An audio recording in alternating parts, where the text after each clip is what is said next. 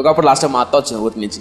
మా అత్త అంటాను, నాయన మాకు పెళ్ళిళ్ళు జరిగేటప్పుడు ఎన్ని ఆవులు ఉన్నాయి, ఎన్ని గెరిసావులు ఉన్నాయి, ఎన్ని బండ్లు ఉన్నాయి తెలుసా? గెరిసావులు అంటే పాలు వచ్చే గెరిసావులు కానీ, ఎడ్లు బండ్లు కానీ, ఎంత వసారా ఉంది, ఇవి చూసి పిల్లనిచ్చేవాళ్ళంట.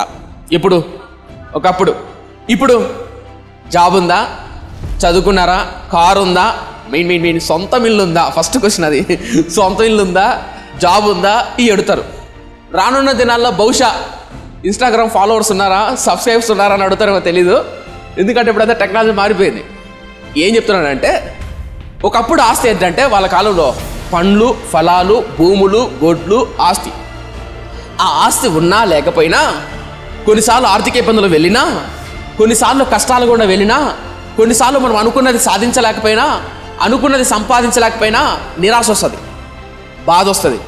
అలాగే ఒక సేవకుడికి సేవలో అనుకున్న ఫలాలు రానప్పుడు, పరిచర్యకు సహకారం దొరకనప్పుడు, ఏ దుక్కు దశ రానప్పుడు కృంగిపోయిన సేవకులు, కృంగిపోతున్న నీరు గారిపోతున్న సేవకులు బోల్డంతమంది నా వ్యక్తిగత జీవితంలో కూడా ఎరుగుదాం.